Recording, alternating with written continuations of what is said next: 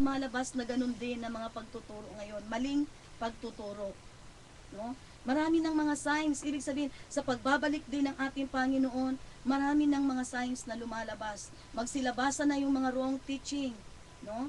Yung mali, mga tinatawag na mga kulto, no? Maling turo. Merong mga tao na ang sinasabi nila ang Diyos ay tao, no? Ang ating Diyos, naging tao nga siya, naging tao nga ang ating Panginoon, naging tao. Diyos siya na naging tao, pero hindi siya tao na naging Diyos, no? So, sa panahon natin ngayon, marami ding mga tinatawag na mga maling turo.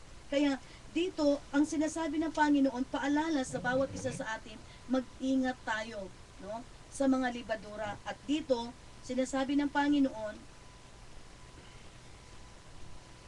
in verse 11, sabi niya, ano't hindi nyo nauunawaan na hindi tungkol sa tinapay ang sinasabi ko. Mag-ingat kayo sa libadura ng mga parisyo at mga Sadyusyo. Bakit? In verse 12, at naunawaan nilang sila'y pinag-iingat niya sa turo ng mga parisyo at mga Sadyusyo at hindi sa libadurang gamit sa tinapay. Amen. So naintindihan natin kung bakit dito sa una sa verse 6, chapter 16, yung ba sinasabi ng Panginoon, be on your guard against the yes, no? Yun, ang ibig sabihin naman ng Panginoon dito, hindi talaga yung literal na kakainin nila. So, ibig sabihin, tayo din ngayon, mag-ingat tayo sa mga tinuturo, yung mga tinuturo sa atin tungkol sa pagbalik ng ating Panginoon, tungkol sa ating Diyos, mag-ingat tayo. So, hindi basta-basta lang, no? Kung sabihin man nating babalik ang ating, may magsasabi man na babalik ang Panginoon, yes, tama yun. Babalik ang Panginoon, pero hindi natin pwedeng sabihin sa December 8, babalik ang ating Panginoon. Maniniwala ba kayo doon? Babalik siya sa December 8? Kung merong magtuturo ng ganon, maniniwala ba kayo? Ha? Na ang Panginoon ay babalik sa December 8, year 2008? Babalik, maniniwala ba kayo? So, okay. So, kailangan, no, na tayo ay yung pag-aralan natin ang salita ng Diyos para sa ganun, malalaman natin kung kailan babalik ang Panginoon, no? At ang sabi niya, ang pagbabalik ang Panginoon, marami siyang mga signs, no? Unang-una na yung mga kaguluhan, no? Yung unang-una na mga signs ng pagbabalik ng ating Panginoon, yung mga kagipitan, mga paghihirap. Isang sign na marami nang lalabas na mga kulto, mga maling turo. No? Isang sign na yung mga tao ay lovers of money, lovers of themselves. Isang sign na ang Panginoon ay malapit nang magbalik, no? Malapit nang babalik. So, maraming sign na kaya paano natin ito malalaman kung tayo ay nag-aaral lamang ng salita ng Diyos? Hindi tayo madideceive ng diablo. Hindi tayo madadaya ng diablo because yes is a symbol of evil corruption, no? So kung wala tayong knowledge sa salita ng Panginoon, ay madadaya tayo ng kaaway, no? Basta na lang uunang-uo, kaya pag hinihila ka sa ganito, pupunta kayo doon, ito merong naghihintay doon ang Diyos, ganito ganyan, dahil wala ka namang knowledge sa Word of God, siguradong madadala ka. Kaya sa atin ngayon, tayo ngayon, kailangan natin ang salita ng Diyos. Bigyan natin ng panahon, pag-aralan natin, dahil tayo ngayon, tinatawag tayong nasa last days tayo ngayon. Nasa last days tayo. Babalik ang Panginoon at babalik siya. Malapit nang babalik ang ating Panginoon. So, bago pa babalik ang ating Panginoon, marami pang mangyayari. No? Marami pang pandadaya ng diablo. No? Marami pa siyang gagawin ang kaaway.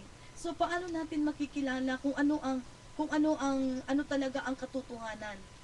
Mga kapatid, sa pamamagitan lamang ng pag-aaral natin sa salita ng Diyos. Amen? Malalaman lamang natin ang kalooban ng Panginoon, ang salita ng Diyos, kung sino talaga siya, totoong Diyos, sa pamamagitan lamang ng pag-aaral natin sa kanyang mga salita. Kaya dapat nating pag-aralan ang salita ng Diyos. Right in chapter 16, verse 13, ang paghayag ni Pedro tungkol kay Jesus. Nang dumating si Jesus sa lupain ng Cesarea, ng Pilipos, tinanong niya ang kanyang mga alagad, sino raw ang anak ng tao? Ayon sa mga tao, verse 14, sino na yun?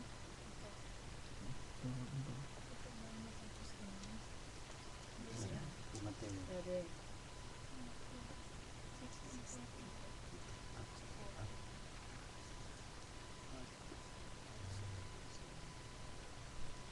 At sumagot sila, ang sabi po ng ilan ay si Juan Bautista kayo. Sabi naman ng iba, si Elias kayo. At may nagsasabi pang si Jeremias kayo o isa sa mga propeta. Verse 15. Kayo naman, ano ang sabi ninyo? Sino ako? Tanong niya sa kanila. At sumagot si Simon Pedro at sinabi, ikaw ang Kristo, ang anak ng Diyos na buhay. 17. Sinabi sa kanya ni Jesus, mapalad ka Simon, na anak ni Jonas, sapagkat ang katotohanan ito'y hindi inihayag sa iyo ng sinumang tao, kundi ang aking Ama sa langit. 18. At sinasabi ko naman sa iyo, ikaw ay Pedro, at sa ibabaw ng batong ito ay tatayo ko ang aking iglesia at hindi makapananaig sa kanya kahit ang kapangyarihan ng kamatay. 19. Ibibigay ko sa iyo ang mga susi ng kaharian ng langit.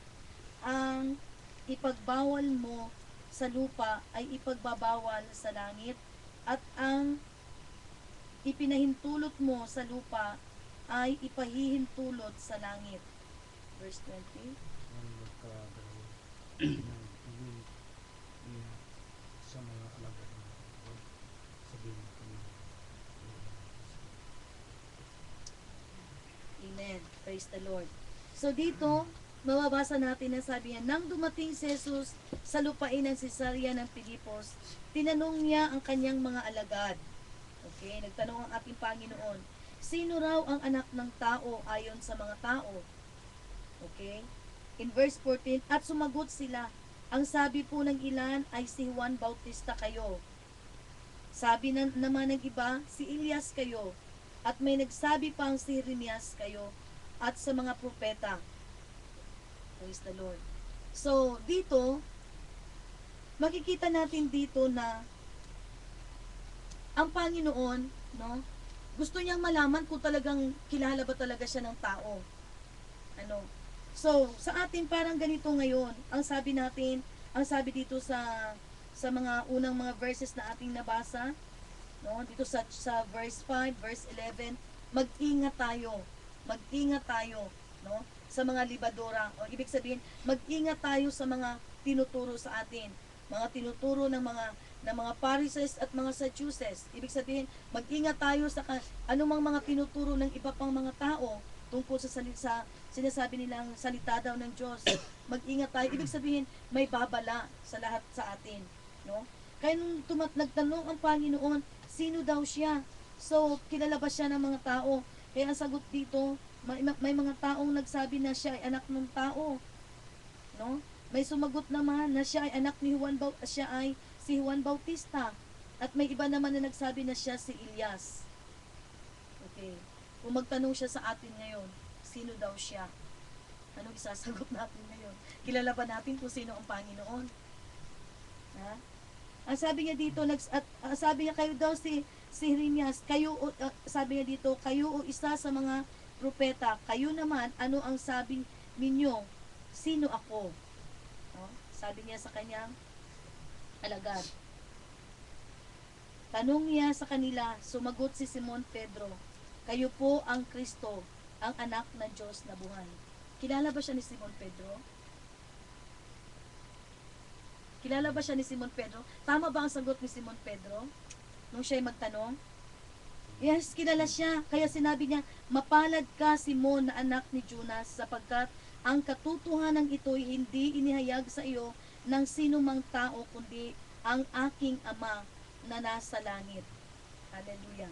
At sinabi niya, at sinabi ko naman sa iyo, ikaw ay si Pedro, at sa ibabaw ng batong ito ay itatayo ko ang aking iglesia.